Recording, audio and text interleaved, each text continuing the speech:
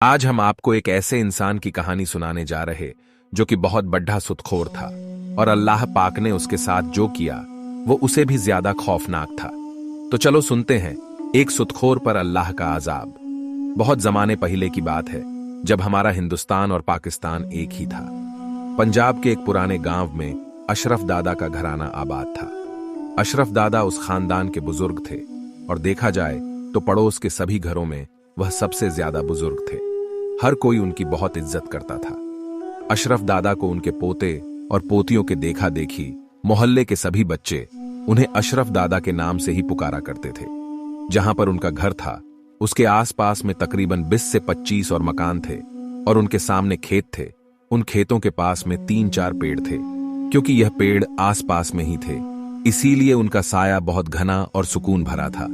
बस सुबह होते ही अशरफ दादा उन्हीं पेड़ों के नीचे चारपाई बिछा लिया करते थे और दिन भर उसी चारपाई पर बैठकर हुक्का पीते रहते और दोपहर के वक्त उनकी बहुएं वहीं पर उनके लिए खाना पानी ले आती। मगरिब की नमाज के बाद उनको उनके पोते घर की तरफ ले जाते। दादा के 4 बेटे थे। 2 की शादी उनकी बीवी ने अपने हाथों से की थी।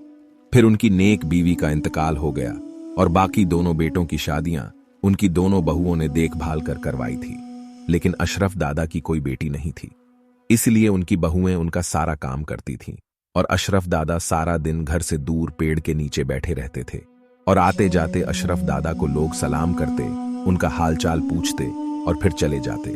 लेकिन अशरफ दादा की इस कदर शोहरत की वजह उनकी बुजुर्गी नहीं थी बल्कि उनका कारोबार था जो कि सालों से चलता आ रहा था। अशरफ दादा गांव वालों का चलता फिरता बैंक थे। किसी को कोई जरूरत आन पड़ती या कोई संगीन बीमारी आन पड़ती या किसी की बेटी या बेटे की शादी आन पड़ती या किसी को किसी भी तरह की परेशानी होती या हर वह काम जिसमें गांव वालों को पैसों की जरूरत होती तो वह बेझिझक अशरफ दादा से कर्ज ले लिया करते और अशरफ दादा उनको फौरन कर्ज दे दिया करते थे। बल्कि अशरफ दादा उनसे बहुत मोहब्बत से पेश आते और भला आते भी क्यों ना। अक्सर दादा उस कर्ज के बदले अपनी मर्जी से सूद लगाते और यही कारोबार वह सालों से करते हुए आ रहे थे। उनके खटिया पर रखें तकिए के नीचे उधार की रकम खाते सूद की तफसीलात का एक रजिस्टर रखा हुआ था जिसे वह एक पल के लिए भी खुद से अलग नहीं होने देते। अगर कभी बारिश होने लगती तो अपने पोतियों को इस कदर शोर मचाकर बुलाते जैसे कोई तूफान आ गया हो, मगर इस शोर शराबे का बस इतना मकसद होता कि उनका रजिस्टर गिला ना हो जाए। दादा अपनी रकम सूद समेत वापस लेने में खूब होशियार थे। उन्हें यह कारोबार करते हुए 40 साल से ज्यादा समय हो गया था। कोई भी उनसे रकम लेकर भाग नहीं पाया था। अशरफ दादा के उसी लालच और हवस में उनकी जिंदगी के दिन गुजर रहे थे। तभी एक दिन गांव के स्कूल के मास्टर का अशरफ दादा के सामने से गुजर हुआ तो उन्हें रोक कर सलाम दुआ करने लगे। दादा ने उनको बुलाकर कुर्सी पर बैठने को कहा और साथ में उनकी तरफ हुक्का भी कर दिया। मास्टर साहब बोले, मैं जुम्मे की नमाज पढ़कर आ रहा था, सोचा कि आपसे भी मुलाकात कर लूं। आपने तो कभी गलती से भी मस्जिद का रुख नहीं किया दादा साहब। यह सुनकर बोले, मास्टर साहब मुझे काम से फुर्सत नहीं मिलती। कभी किसी की रकम देनी होती है, कभी किसी से रकम लेनी होती है, कभी किसी का हिसाब लिखना पड़ता है, इसलिए नमाज के लिए मेरे पास वक्त ही कहां है। यह सुनकर तो जैसे मास्टर साहब को आग ही लग गई। कहने लगे, दादा सूद खाना हराम है। अगर आप बिना सूद के लोगों की मदद करना चाहे तो उधार ही सही और मुद्दत पर वापस लेते तो आपको सवाब भी मिलेगा और लोगों की भी मदद हो जाएगी। लेकिन दादा को कहां नेकी की बात सुननी थी। दादा बोले, मियां कहां पर हराम है किसी को, अगर वक्त पर उसकी रकम मुहैया करते हैं तो इसमें क्या हराम है। वैसे भी आजकल कौन किसी को उधार रकम देता है, लेकिन मैं कभी किसी को इनकार नहीं करता और अगर मैं उसके बदले में कुछ पैसे वसूल करता हूं तो वह तो मेरी मेहनत है ना कि हराम। दादा को आज तक कभी कोई अल्लाह का खौफ याद नहीं दिला सका तो भला मास्टर जी की कहां चलनी थी। मास्टर जी कुछ देर गुस्से में दादा के पास बैठे रहे, फिर कुछ देर बाद दादा से रुखसत ली। अगले रोज उनकी बड़ी बहू उनके लिए खाना लेकर आई तो कहने लगी कि अब्बा जी, आज गांव के मास्टर साहब की बीवी आई हुई थी, आपके लिए कुछ पैगाम देकर गई है। दादा ने झट से पूछा, क्या कहती है वो? तो बहू ने बताया कि वह कह रही थी कि सूद लेना गुनाह है। अगर दादा हमें बगैर सूद के कुछ रकम उधार दे दे तो ईद के बाद मेरी 2 बेटियों की शादी है, बकरा ईद के बाद मैं वह रकम लौटा दूंगी। दादा को यह सुनकर बहुत गुस्सा आया और वह बड़बड़ाने लगे, हमारे पास कोई मुफ्त के पैसे नहीं जो जिसे चाहे दे दे। कल मास्टर साहब भी आए थे, मेरे पास उनसे कहो कि जो तरीका है उसी तरीके से मैं उधार की रकम दूंगा। यह शाबान का आखिरी दिन था और फिर रमजान का महीना शुरू हो गया था। अशरफ दादा रोजा तो नहीं रखते थे, लेकिन इफ्तार करने में उनका कोई जवाब ना था। लेकिन अभी 15 रोज ही गुजरे थे कि दादा के गुर्दों में तकलीफ शुरू हो गई, जिसकी वजह से वह काफी तकलीफ में चले गए। उन्हें सारी सारी रात तकलीफ के मारे गुजर जाती। चारों बेटे बाप की बीमारी से बेहद परेशान थे। आखिर वह घर के बड़े बुजुर्ग थे। उनकी जरा सी आवाज पर घर के सारे लोग कतार में खड़े हो जाते हैं। लेकिन दादा तो रोज बरोज कमजोर होते जा रहे थे। कमर बिल्कुल चारपाई से लग गई। दादा की चारपाई अब दिन रात घर में लगने लगी और दादा भी उसी चारपाई पर पड़े रहते थे। अब तो उनमें बैठने की भी ताकत नहीं रही। एक दिन दादा सुबह से ही किसी संगीन सोच में गुम थे। शाम को जब चारों बेटे घर लौटे तो उन्हें अपने पास बुला लिया और उन्हें कुछ देर समझाते रहे। फिर उनके बेटों ने उनको चारपाई पर से उन्हें उठाकर बिठा दिया और जहां चारपाई रखी थी उसके चारों पाए के नीचे मिट्टी खोदने लगे। कच्चा फर्श था, इसलिए वह हाथों से मिट्टी खोद रहे थे।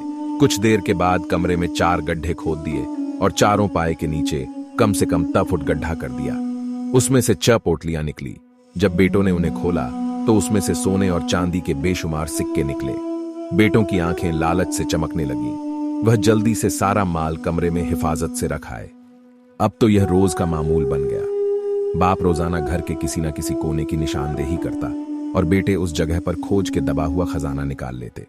इसी तरह ईद भी आ गई। वह उनकी जिंदगी की सबसे हसीन ईद थी। चारों बेटों की तो जिंदगी चमक गई। लेकिन ईद के 2 से 4 दिन के बाद अचानक दादा की तबीयत ज्यादा खराब हो गई और अब तो उनसे बोला भी नहीं जा रहा था। उनकी जैसे आंखों में ही जान अटक गई। बेटों से कुछ कहना चाहते थे लेकिन कुछ कह नहीं पा रहे थे। बेटे बाप का इशारा समझ रहे थे, इसीलिए वह बाप को चारपाई समेत उठाकर घर में घुमा रहे थे। बाप कब किसी कोने का इशारा करें तो वह उस जगह को खोद कर वहां से दबा हुआ खजाना निकाल सके। जैसे ही वह गुसल खाने की तरफ से गुजरे, दादा को तो जैसे मौत के फरिश्ते नजर आने लगे और उनकी आंखें जैसे बाहर की तरफ निकलनी शुरू हो गईं। अचानक यह सब कुछ छोटे बेटे ने देख लिया तो फिर जोर से बोला कि बाबा का इशारा गुसल खाने की तरफ है। सबने चारपाई वहीं छोड़ दी और लगे गुसल खाने की तोड़फोड़ करने। तभी पीछे की दीवार के नीचे अब तक का सबसे बड़ा खजाना मिल गया। सारा का सारा घर खजाने की तकसीम में लग गया। उधर उसी दौरान दादा की रूह कब्ज हो गई और अगले रोज अशरफ दादा का जनाजा ले जाया गया। दफनाने के 2 दिन बाद किसी शख्स ने आकर बताया कि दादा की कब्र में बड़ा सा सुराख हो गया है और उसमें से काले रंग का बड़ा सा सांप मुंह निकाले देख रहा है। यह खबर पूरे गांव में जंगल की आग की तरह फैल गई थी।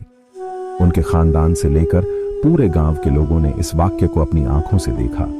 वाकई वहां पर एक बहुत बड़ा सांप मौजूद था, जो कि दादा की कब्र में से एक सुराख में से अपना मुंह निकालता और फिर अंदर चला जाता। यह सांप अल्लाह का अजाब था अशरफ दादा के लिए, क्योंकि उन्हें सारी जिंदगी सूदखोरी की वजह से यह अजाब मिला था। वह अपनी दौलत कब्र तक साथ ना ले जा सके और उनकी औलाद उसी दौलत की बंटवारे की वजह से दादा के आखिरी वक्त में उनके साथ नहीं थे।